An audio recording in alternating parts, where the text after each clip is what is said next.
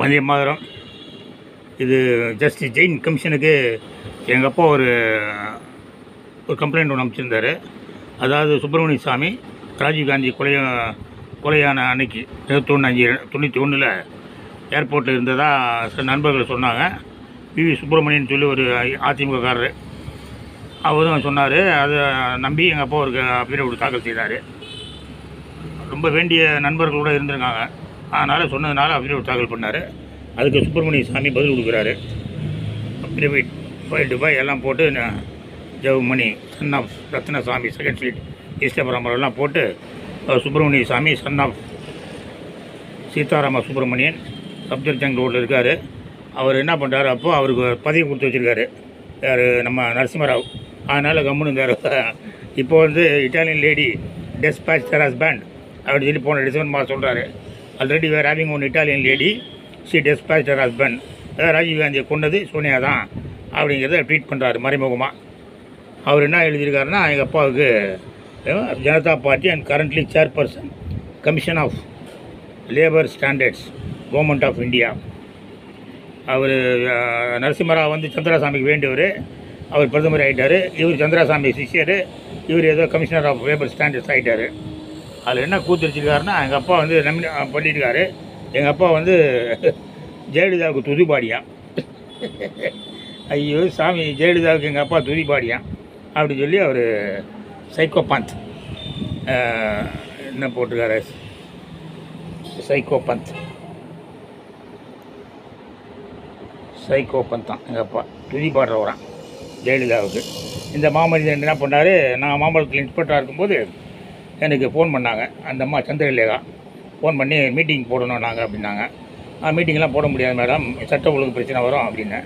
உடனே அவங்க, ஏன்னா நீ பெரிய தியாகி பையன், நேர்மையான ஒரு பையன், நீ இப்படி கேவலமாக ஜெயலலிதா போய் சப்போர்ட் பண்ணுற, ஊழலை ஒழிக்க வேண்டாமா அப்படின்னாங்க. நான் உடனே, மேடம் ஊழலை ஒழிக்கலாம் madam, let start from new டெல்லியிலேருந்து ஸ்டார்ட் பண்ணோம், மத்தியிலேருந்து.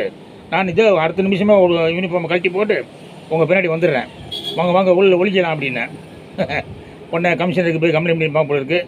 கமிஷனர் என்னை கூப்பிட்டு கேட்டார், ராஜகோபால் என்ன மோகன்ராஜ் என்னங்க பிரச்சனைன்னாரு.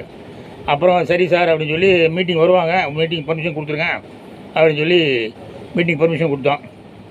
வழக்கம் போல் அதிமுகவினர் அப்படியே ஜெயின்னு வந்து உட்காந்துருந்தாளுங்க. மீட்டிங் ஆரம்பித்த உடனே அப்படியே ஒரு ஷோ காட்டினாங்க. டக்குன்னு மேலே கல்லெல்லாம் பறக்க ஆரம்பிச்சிது. அதில் வேலை நான் தான் பக்கத்தில் இருந்து உடனே, ஜாயின்ட் கமிஷனர் பெரிய அதிகாரி கூப்பிட்றாரு, joint commissioner where are you, deputy commissioner where are you, assistant commissioner where are you, ஒருத்தனும் இல்லை, மாம்பழ இன்ஸ்பெக்டர் தான் இருக்கேன் அப்படின்னு சொல்லி நான் தான் காப்பாற்றி லைட்டெல்லாம் ஆஃப் பண்ணி அடி மேலே அந்த ஆளுக்கு அடி விடாமல் காப்பாற்றி வெளியே விட்டேன். அதுக்கு பிறகு எந்த ஜெயலலிதாவுக்கு எங்கள் அப்பா துதி பாடினாரோ அப்படின்னு சொன்னார் அவர், அதே ஜெயலலிதாக்கிட்ட போய் கூட்டின்னு வச்சுக்கிட்டாரு. சென்னை நகரத்துக்கு மேயர் தேர்தல் வந்தது, சந்திரலேகா நின்னாங்க. இவர் போய் அந்த மேயர் தேர்தலுக்கு இந்த அம்மா போட்டிக்கிட்டது சந்திரலேகா. ஜெயலலிதா உடனே தன்னோட வேட்பாளர் வாபஸ் வாங்கிட்டாங்க. ஆனால் தோற்று போச்சு சந்திரலேகா. அப்புறம் மதுரையில் எம்பி ஆனார் சுப்பிரமணிய சாமி. ஒரு காரியம் என்ன, இன்னொரு சமாச்சாரம் ஒன்று, 1989 கருணாநிதியை பார்க்குறதுக்கு அஜித் சிங், சந்திரசாமி, சுப்பிரமணிய சாமி 2 பேரும் வந்திருந்தாங்க. டாக்டர் சந்தோஷம் சொல்லி அவர் நாகர்கோவில்காரர். எங்கள் அப்பாவுக்கு, எங்கள் குடும்பத்துக்கு ரொம்ப வேண்டியவர்.